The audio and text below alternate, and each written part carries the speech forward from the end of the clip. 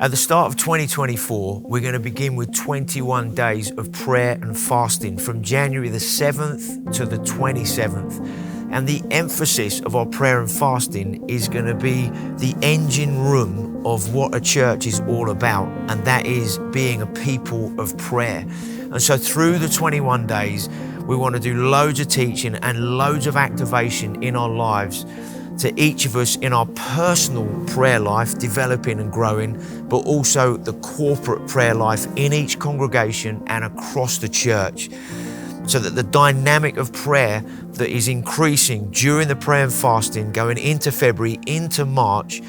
is seeing a fresh release of God's life and power leading to a greater harvest for 2024. So I'm looking forward to how God is going to train, equip, and mobilize us in prayer in a fresh way. So that's going to include 2 encounter nights each week, one on Tuesday nights here in Horsham, everybody together, and then one on Wednesday night in the local congregations where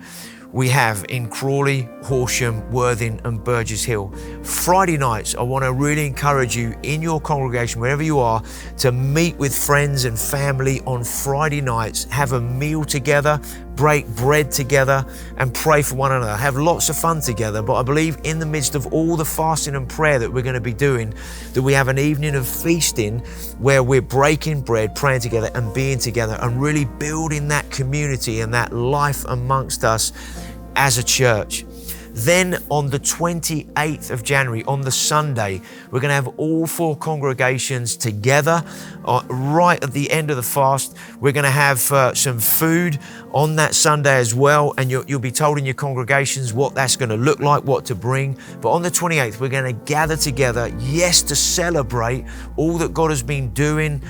during the 21 days, but also to kind of then launch into the rest of the year together in terms of what God wants to do on that Sunday to kind of commission us and release us into the rest of the year. So between now and the beginning of the fast, have a pray and just think through what that fasting is going to look like for you in terms of food, whether it's 1, 2 or 3 meals a day that you miss. If you are going to do 21 days of fasting, no food at all, can I encourage you to let your congregation leaders know that that's what you are doing, so that we are aware of those that are fully fasting. But whatever you're doing, God will grace you for it. There might be some other things that God shows you need to fast from, maybe some social media or some other things, watching telly, whatever, and just to really focus the beginning of the year around what God wants to do in each of us and together in each congregation and as a church. So let's look forward to having a great Christmas and New Year,